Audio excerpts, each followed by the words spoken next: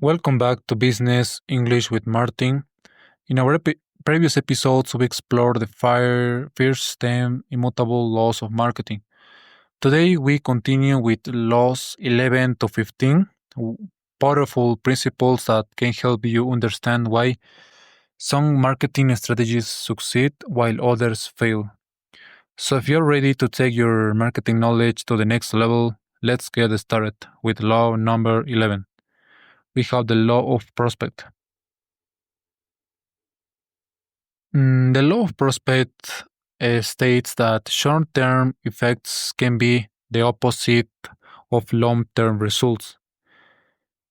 An example that in this law is that alcohol seems like a stimulant at first because it lowers inhibitions, but in the long term, it's a depressant.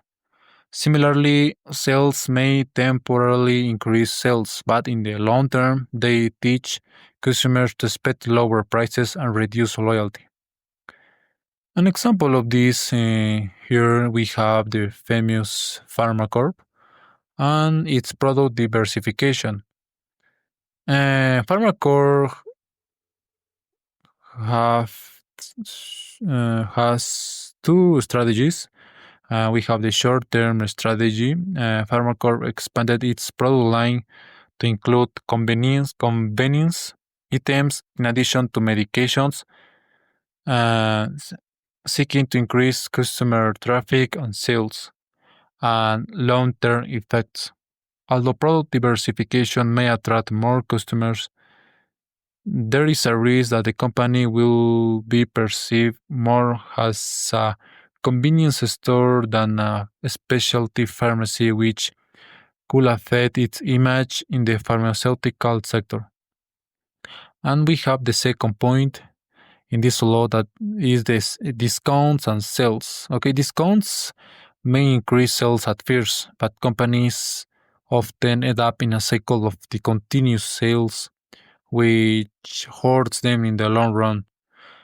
Examples we have companies like Walmart do well with low prices, but too many discounts can damage the brand's reputation and reduce profits. And we have the three that is the line extensions that is the product diversification. In the 1970s, Miller was a brand known for its Miller High Life beer, which had a strong masculine and traditional image.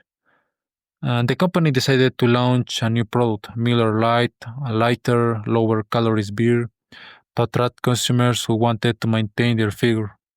And what happened in the short term? A success. Sales increased. Miller Lite became very popular. It seems like winning strategy.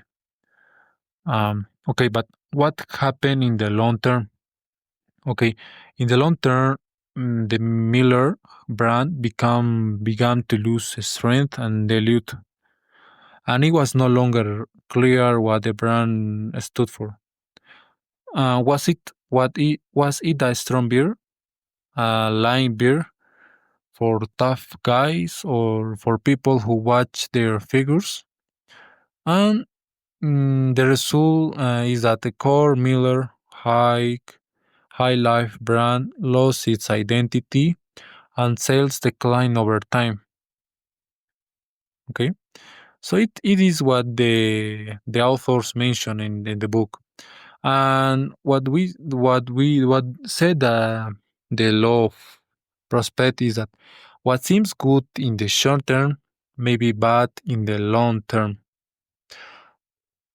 Launching First Light worked at first, but in the long term, it weakened the parent brand and created confusion.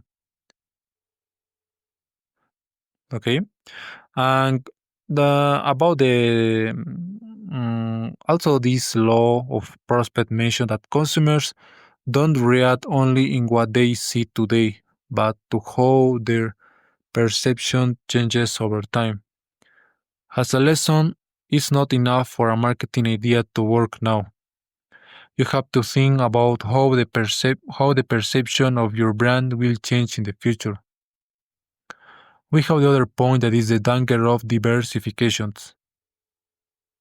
Here we have the example of Donald Trump. Okay, in expanding too much can lead to failure. And in this example, we have the Trump's real estate empire started strong, but over diversifications like hotels, casinos, airlines led to huge debts. And we have the marketing lessons. And it's important to think about the long term effects of marketing decisions.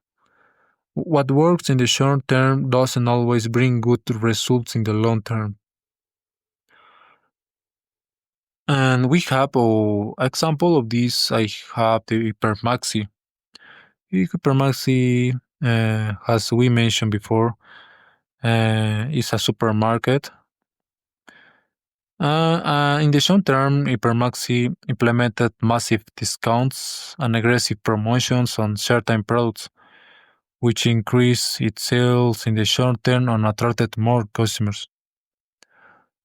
But in the long term, however, the continuous discounts generated a dependence on low prices, which reduced the perception of brand quality and affected profitability as customers grew accustomed to low prices.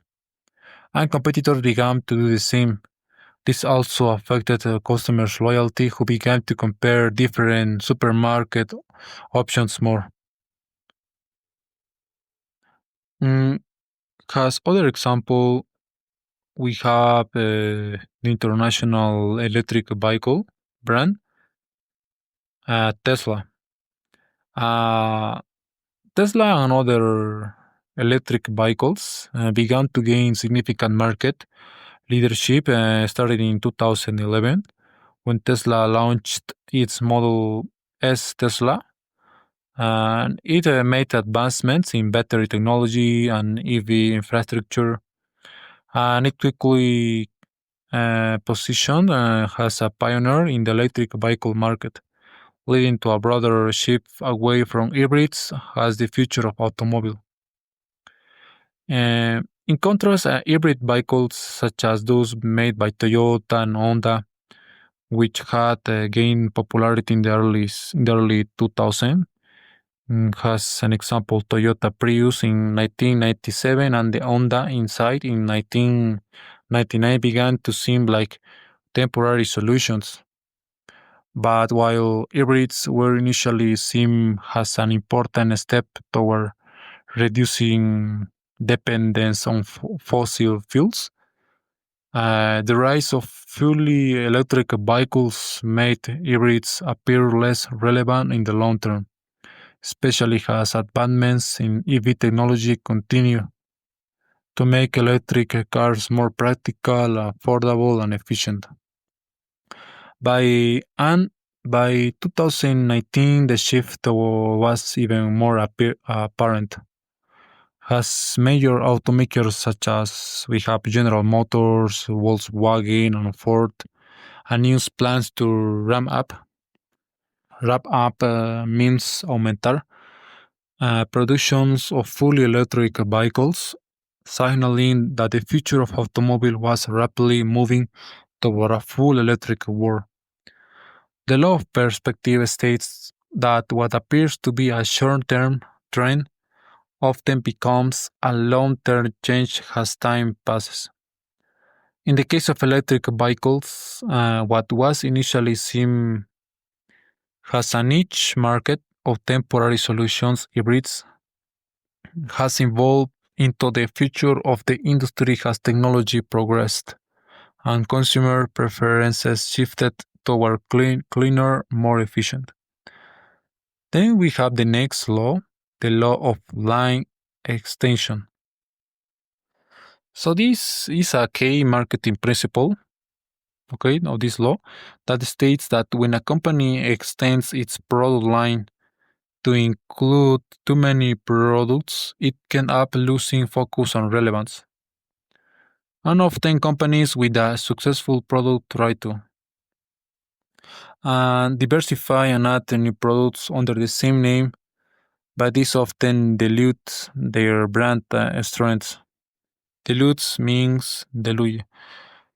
And we have the here I will mention the most important points. We have the first that say that we have the lack of focus. Okay, has an example of the lack of focus is when a company shift from concentrating on a single successful product to offering a variety of products, it loses the focus and quality of its original offering. Has an example to understand this is the IBM went from being a leader in framings to trying to cover too many fields, which caused significant losses. We have the second point that is the more is less error. Sometimes companies believe that more products mean more sales, but the reality is that this can lead to customers' confusion and lower perceived quality. Example of this, we have 7 Up started adding more flavors like gold, cherry, and its market share fell from 5.7% to 2.5%. And we have the third point that is the failure of brand extension. It says that trying to use a successful brand for other products can be counterproductive, as consumers have fixed associations with the brand. Um, okay, an example of this we have the sauce, the stick sauce. A1 is a company in United States. Okay, the A1 stick sauce tried to expand into chicken sauce, but failed because consumers only recognize A1 sauce has ideal for stick. Then we have the clear positioning. It says that it's better to be the leader in a category than to try to cover everything. Brands that remain specialized are more successful. We have an example of this is Gerber. It's a United States company. Leads the it leads the baby food market without expanding into other products. Why? Well, while other brands like Beach Note or Hanes have attempted to expand but haven't had the same success. And we have the point five, the risk of brand dilution. Companies like Pepsi try to launch products like Crystal, Pepsi, but they fail to position well and fail. Brand station can end up doing more harm than good. Okay. As a conclusion of these points, right? Companies should stay focused on their original product and avoid the temptation to diversify too much. Instead of trying to be all things to all people, they should create a strong position in the minds of their customers. That's why it's important of maintaining focus and because line extension can dilute your brand. I put an example of this in Bolivia. We have one of the most famous beer is Paseña, and Paseña began expanding its product line by adding variants such as Paseña Line, Paseña Negra, and other flavors. Um, Although these variants initially seem like a way to attract more customers, over time, Paseña's perception as a traditional beer diluted. Consumers became confused and the brand failed to establish as a leader in a specific type of beer. Has Skol, the other beer, a famous beer, did in the lighter beer market. As a lesson of this, we can say that brands that remain focused on a category can achieve success without losing the identity customers expect. As another example, we have the Royal House. famous for its Singani liquor, Royal House attempted to expand its brand by adding other beverage for its portfolio, such as vodkas and rums. Rums means rones. As a result, despite being an iconic brand in the Singani market, Royal House failed to achieve the same perception of quality in other categories, causing customers to associate the brand with low profile and losing its relevance in the premium Singani market. And as a lesson, similarly, the risk of overextending itself is that it can dilute the strength of your brand in the area where you were originally successful. So we have the next law. The next law that is the law of sacrifice. Hol- this law holds that to be successful, you must give up something. There are three key sacrifices. Okay. The number one is product line, target market, and constant change. Okay. For the first point, we have product line. Okay. It says that more products don't always mean more sales. Federal Express sacrifices a wide range of services and focuses on small packages delivered the next day. And this made it successful, but it later tried to expand and fail. An example or other example, we have Every Ready dominated the batteries, but Duracell focus on long-lasting batteries become the market leader. And we have the other point that is the target market. Okay, it says that it's not necessary to appeal to everyone. And as an example of this, we have Pepsi. Pepsi sacrificed the general market and focused on young people. After using figures like Michael Jackson, it came close to Coca-Cola in sales. And other is Marlboro, right? Marlboro focused on men, particularly the cowboy symbol, which allowed it to become the best-selling cigarettes brand in the world. And for the point three, the constant change, we have Kodak. Okay, Kodak. Kodak is a classic example of a company that, in its attempt to adapt to market changes, and ended up losing its main focus. Its peak, Kodak dominated the market for cameras and photography film.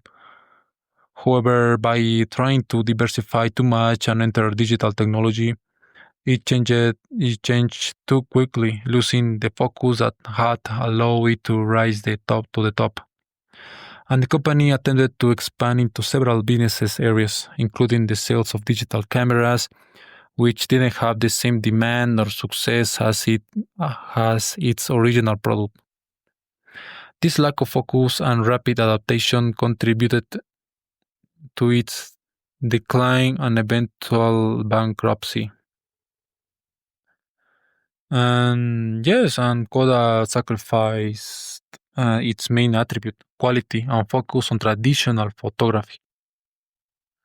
By trying to compete in digital markets without proper preparation, instead, it should have continued to focus on its already successful niche to maintain its market position. Other we have, as an example, Apple. Okay, but on the other hand, right, Apple has managed to remain true to its approach of innovation, simplify design.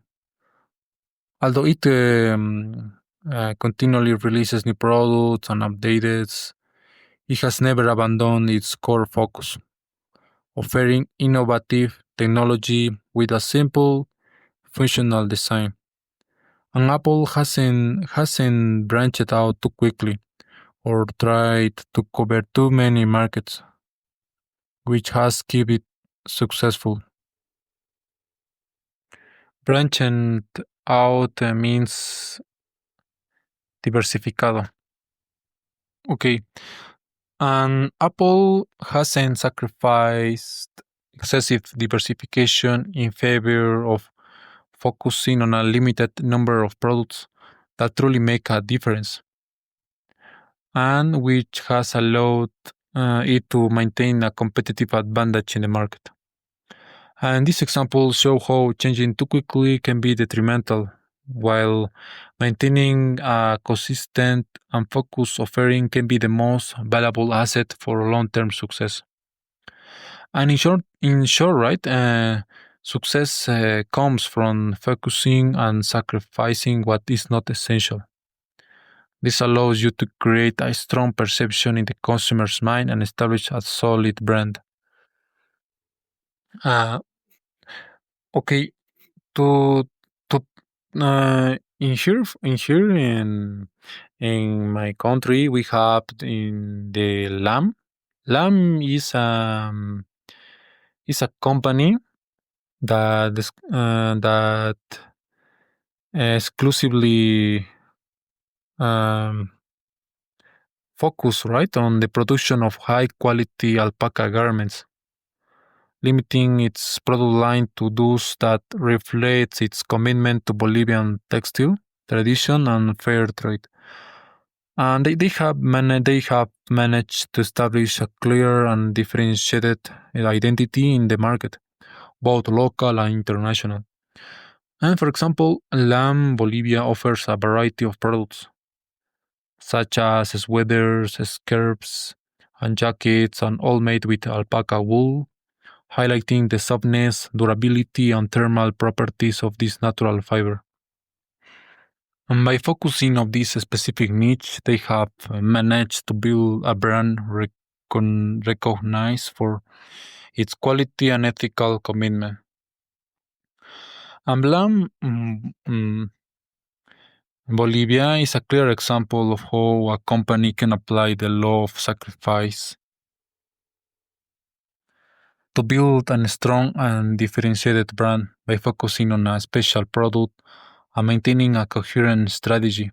They have they have successfully positioned in the alpaca clothing market, offering products that are not only high quality, but also support local communities and promote sustainable businesses practices.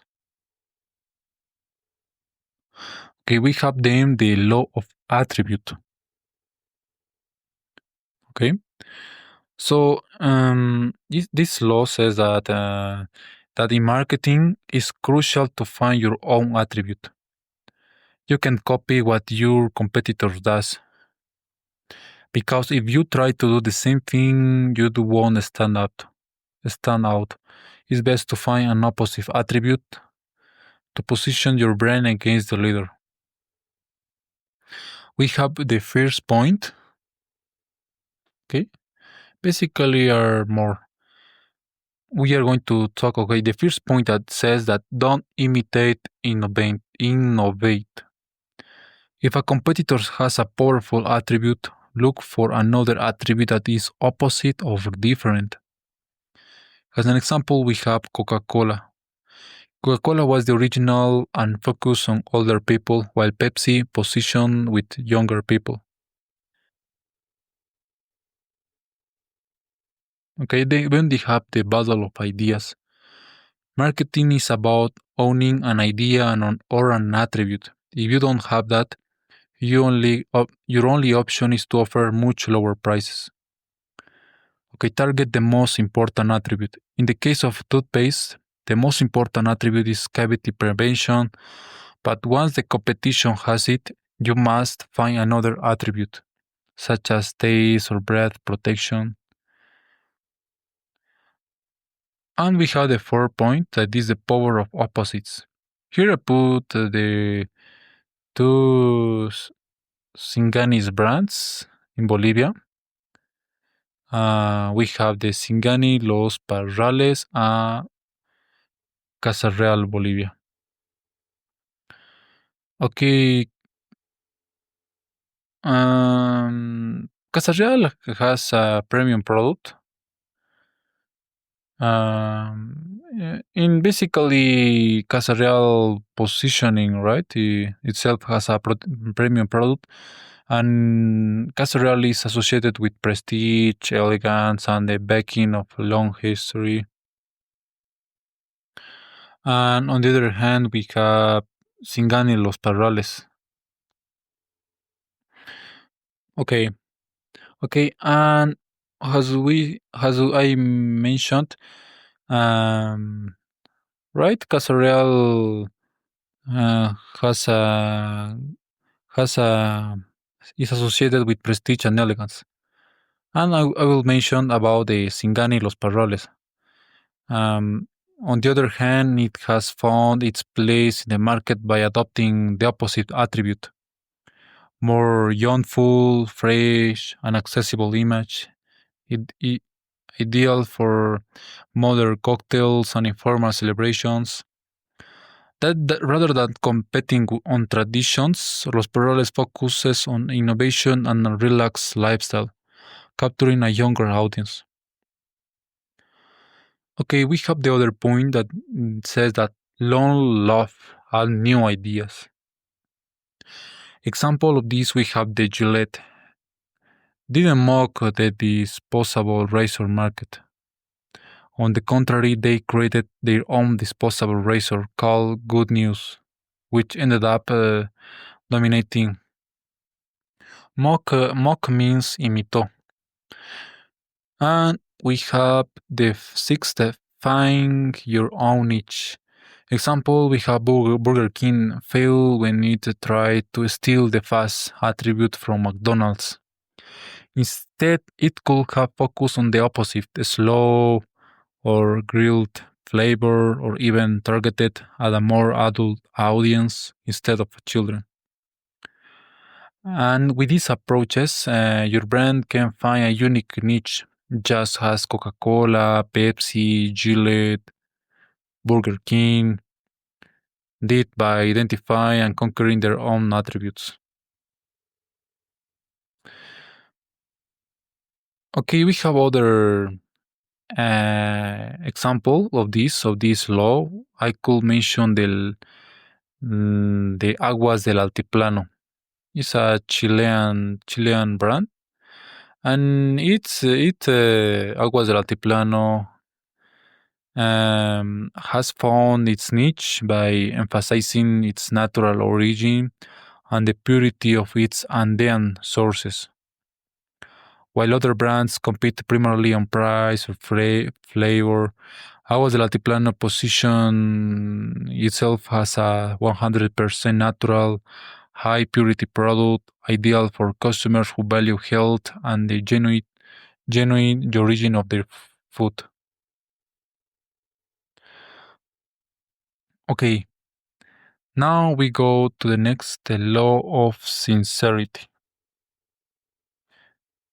Okay, uh, this law says that honestly acknowledging a problem can be one of the most effective ways to get into the customer's mind. Although we've always been taught to think positively, sincerity in marketing disarms customers. As any negative statement is accepted as true. Okay, we have the next points.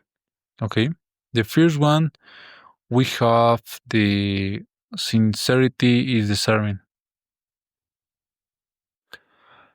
A negative statement it says that are more easily accepted than positive ones. For example, Avis is number two in car rentals, which can be denied. But instead of seeing it as a negative, Avis turn it into advantage because they know they are trying harder. Okay, we have the next point that is the case of Listerine. Okay, Listerine has a word as it says that the taste you hate twice a day. What is Listerine? Okay, was Listerine is a mouthwash. Company known for its strong flavor and its effectiveness in killing germs and keeping bread fresh. Um, and what was the problem with Listerine? Okay. Mm, the product's taste was very strong and unpleasant, causing many customers to complain. Instead of trying to hide this weakness or modify the taste, okay, the company decided to be honest. And what do? They adopted the slogan, the taste you hate twice a day. And what did they achieve with that? Okay, they built trust, but I at admitting something negative. Customers thought if they are honest about the bad, then it must also be true that it's effective. Okay, and because they have right that benefit reinforcement, that the bad taste was associated with destroying against germs. Germs means germs. And the authenticity, okay, the using the sincerity as a weapon made them a credible and respected brand.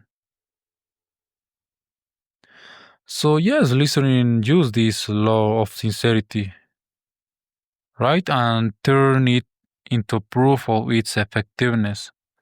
This is a perfect example of how being sincere can strengthen a brand and increase its market power. Then we have the case of Smuckers and its peculiar name. Smuckers is an American company that produces breakfast food, especially jams, jellies, peanut butter, and other food. Okay, and the problem they faced was their unusual name. Okay, Smuckers doesn't sound very appetizing or commercial, especially for fruit products. In fact, it may sound funny or strange to some customers. So, what did they do? Okay, instead of changing the name or hiding it, they embrace it and turn it into their strength with its famous slogan. With a name like Smookers, it has to be good. Okay, and what did they achieve with that? They gain credibility. If a brand acknowledges its rarity and remains confident in itself, that conveys trust.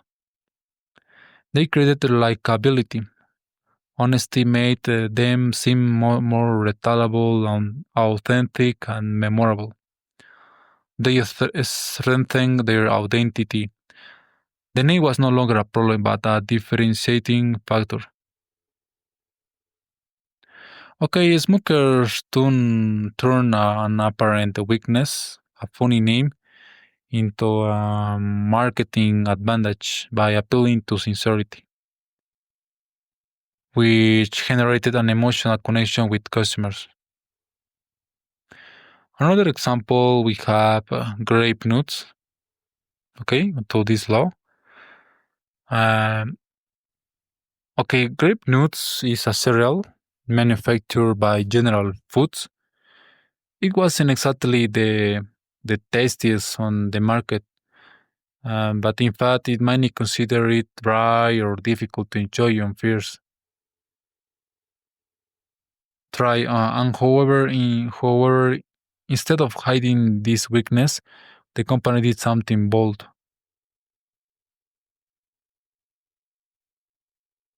In this context, bold means audacious.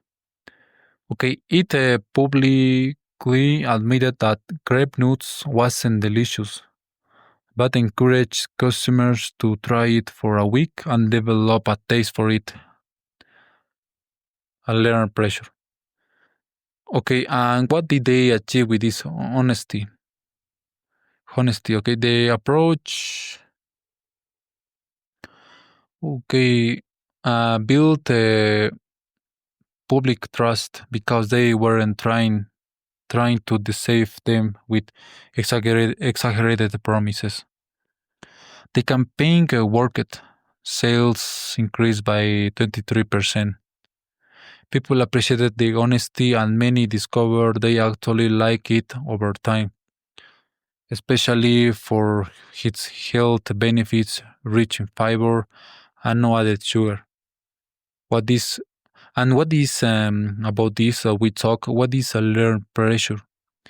Okay, learned pressure is like an is a psychological concept that refers to when a person doesn't immediately enjoy something, but after repeating the experience, develops a taste for it. This is common with strong flavors such as black coffee or beer. Okay, this right, this uh, general foods, okay, transform a weakness that was its flavor into a marketing advantage which reinforce the brand and the authenticity of the product. Other example of this law, okay, I will mention the Aranjuez. Aranjuez is a productive vineyards located in Tarija. Okay, Aranjuez acquired its estate in 1999. The land was in difficult conditions in that time, and there were only a few hectares of alfalfa. The rest was gullies.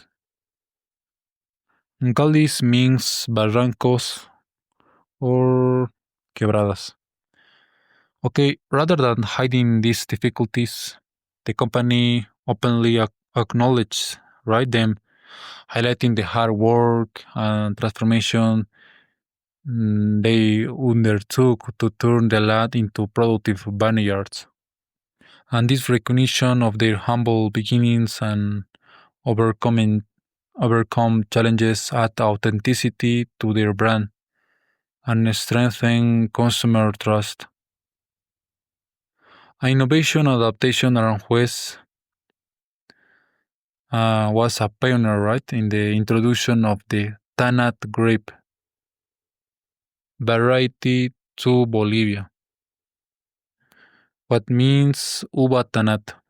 Okay, it is a variety that was initially uncommon in the country, but admitting that they were exploring new varieties and adapting them to Bolivian territory, the winery demonstrated transparency in its innovation process. And this sincere approach allowed customers to appreciate the effort and dedication behind each bottle, strengthening their loyalty to the brand. Aranjuez sincerity is sharing its journey, including its challenges and lessons learned, has been rewarded with multiple international awards. Its wines has won gold medals in prestigious competitions and validating right his commitment to quality and transparency in its production process. So Bodegas Aranjuez is known applies the law of sincerity by openly sharing its challenges and innovation process, which has strengthened its reputation and connection with customers. Okay, for now, that was a breakdown of Law 11 to 15 from the 22 Immutable Laws of Marketing. These principles continue to shape how successful businesses position themselves in the market. In the next episode, we will go over Laws 16 to 20, and trust me, you don't want to miss them. Thanks for listening, and don't forget to follow the podcast for more insights and business English.